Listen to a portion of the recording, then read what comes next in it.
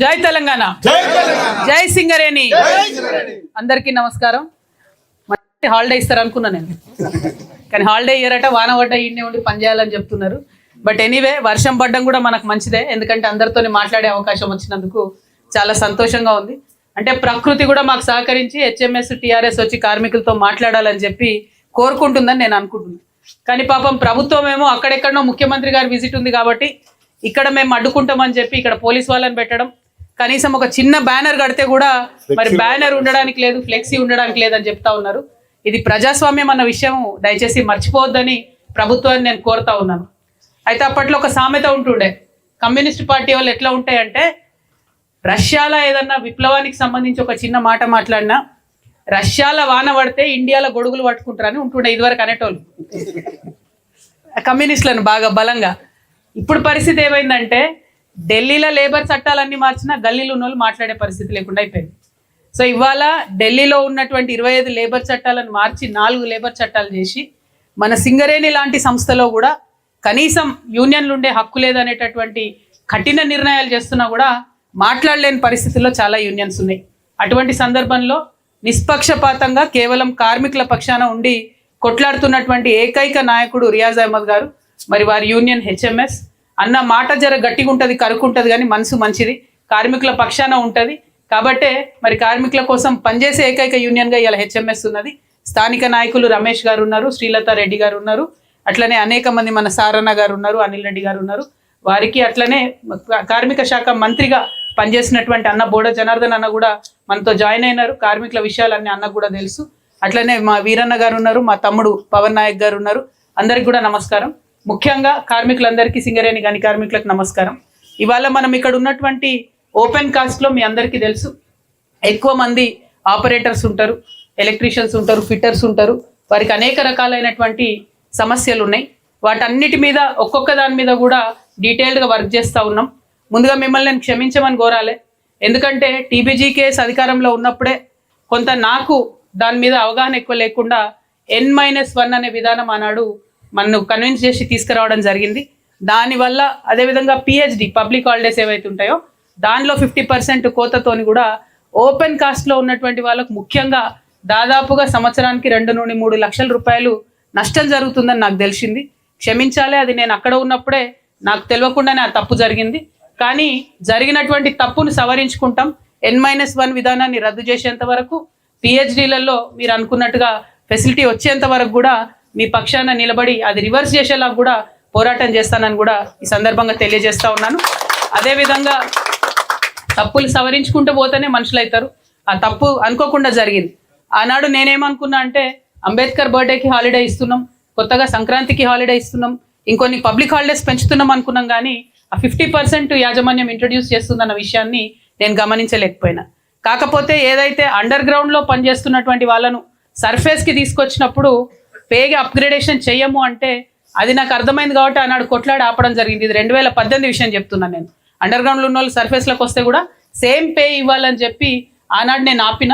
కానీ ఇప్పుడు కాంగ్రెస్ ప్రభుత్వం వచ్చిన తర్వాత అండర్ గ్రౌండ్లో ఉన్న వాళ్ళు పైకి వస్తే మాత్రం మళ్ళా రెడ్ వచ్చే మొదలడైనట్టు వాళ్ళది మొత్తం కూడా స్ట్రక్చర్ మారిపోతుంది, పేమెంట్ తగ్గిపోతుంది. కాబట్టి ఆ విధానాన్ని మేము వ్యతిరేకిస్తూ ఉన్నాం. అంతేకాకుండా ఇయాలటి రోజు యాజ్ ఇట్ ఈస్గా కొత్త గని లేకున్నా, ఏం ఓపెన్ చేయకున్నా, సింగరేణిలో దాదాపు 3000 ఖాళీలు ఉన్నాయి. ఏది ఎన్ని రకాల జాబ్స్ చూసుకుంటే ఈ 3000 ఖాళీలను నింపడానికి ఎవరైతే డిపెండెంట్ అప్లికేషన్లు పెట్టుకున్నారో వాళ్ళందరిది ప్రాసెస్ చేస్తే డైరెక్ట్గా వాళ్ళందరికీ ఉద్యోగాలు వచ్చే అవకాశం ఉంది. కానీ ఆ డిపెండెంట్ ఉద్యోగాలను డోలాయమన్న పరిస్థితిలో ఇవాళ కాంగ్రెస్ ప్రభుత్వం పడేసింది. 30 నెలలైంది. 30 నెలల్లో ఎప్పుడైతే రియాజ్ అన్న కానీ, ఎప్పుడైతే టీఆర్ఎస్ కానీ మాట్లాడిందో అప్పుడు ఒకసారి మెడికల్ బోర్డు పెట్టిరు.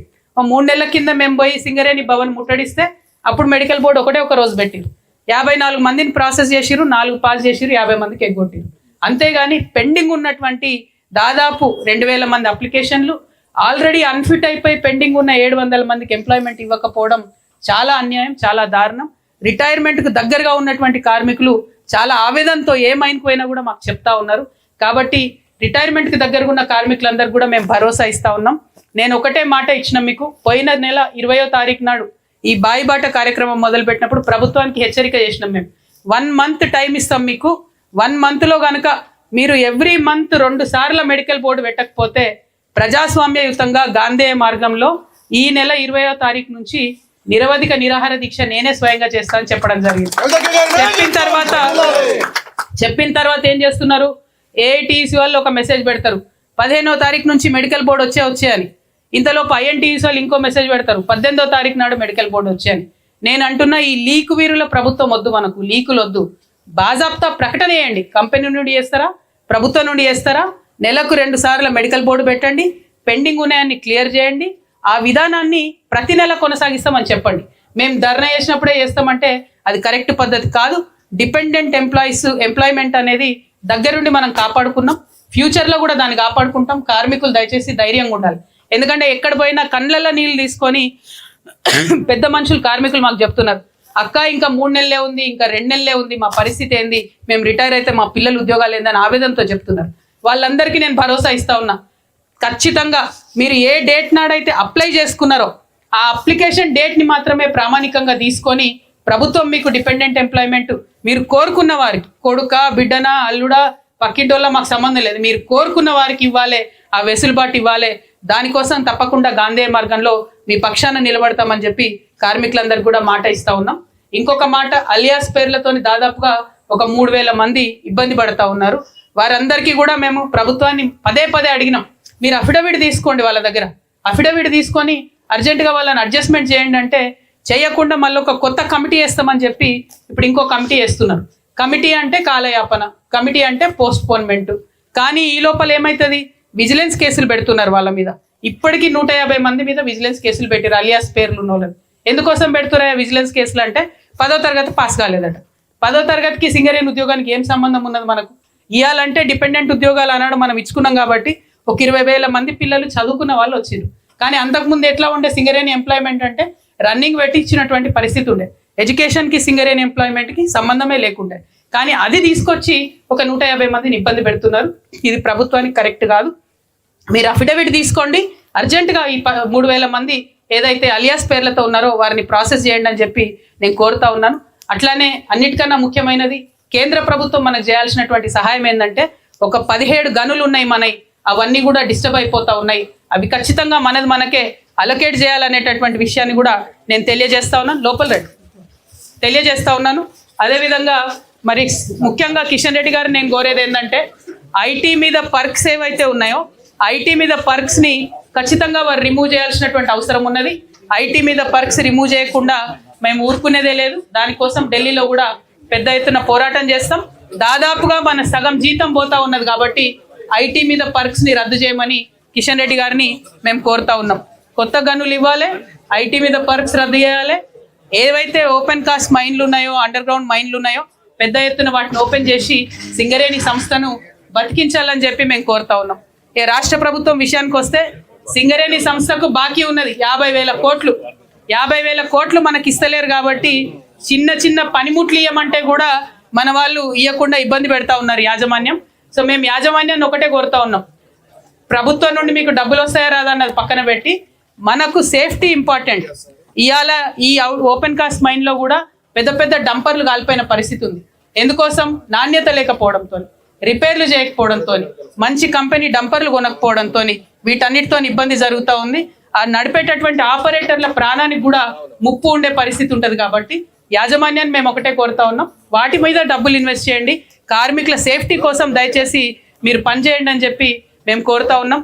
మీకు అందరికీ తెలుసు, ఏ అంశమైనా ఇప్పుడు కాదు 20 ఏళ్ల నుంచి సింగరేణి గనికి వచ్చినామంటే పుట్టింటికి వచ్చినట్టు ఉంటుంది. నాకు మా అన్నదమ్ముల కోసం కంటిన్యూస్గా పనిచేస్తూ ఉన్నాం. ఇప్పుడు మా అక్క చెల్లెలు కూడా మీకు తోడైనరు, వాళ్ళు అందరూ కూడా వచ్చి జాయిన్ అయినరు. ఆ ఆడపిల్లలకు సపరేట్గా మంచి ఫెసిలిటీస్ ఇవ్వాలని చెప్పి కూడా నేను యాజమాన్యాన్ని కోరుతున్నాను.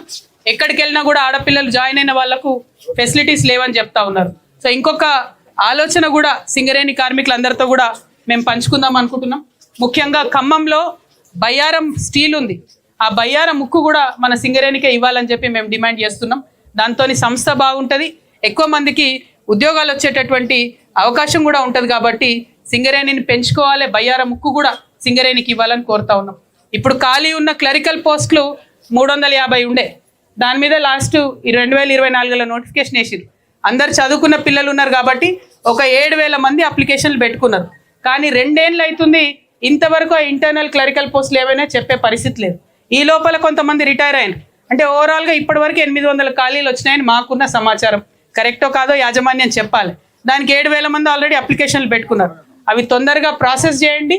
ప్రమోషన్లు ఫాస్ట్గా ఇవ్వాల్సినటువంటి అవసరం ఉందని కూడా యాజమాన్యాన్ని నేను డిమాండ్ చేస్తూ ఉన్నాను. మరి ప్రతి ఒక్క అంశంలో కూడా సింగరేణిలో క్వాలిటీ తగ్గిపోతుంది.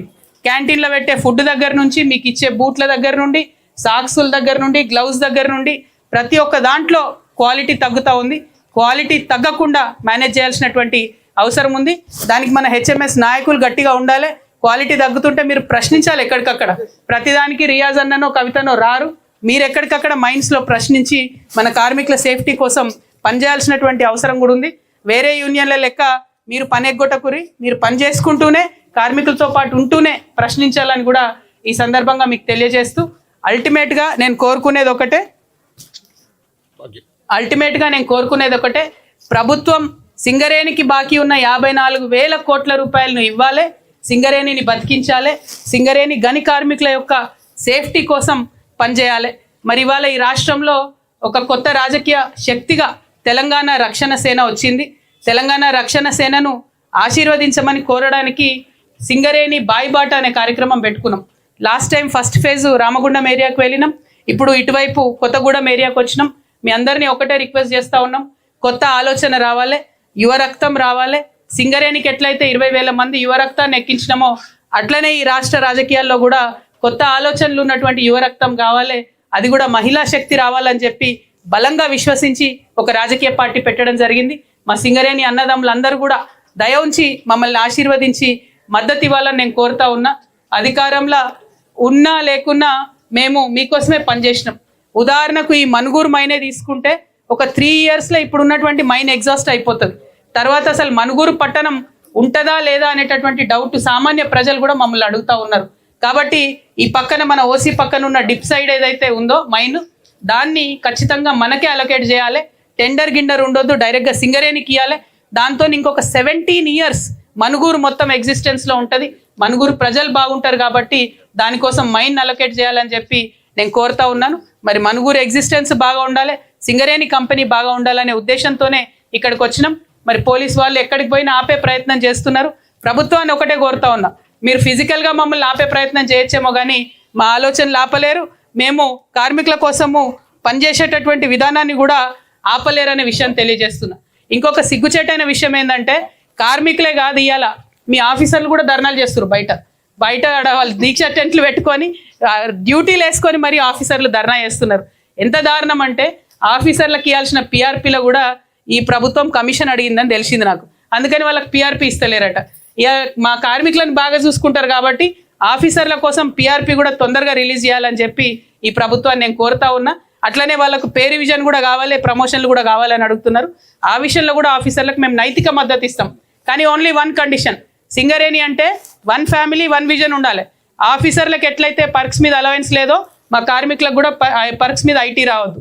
ఆఫీసర్లకు ఎట్లయితే చాయిస్ ఉంటుందో, భద్రత ఉంటుందో, మంచి క్వార్టర్స్ ఉంటాయో మా సింగరేణి కార్మికులకు కూడా ఉండాలి.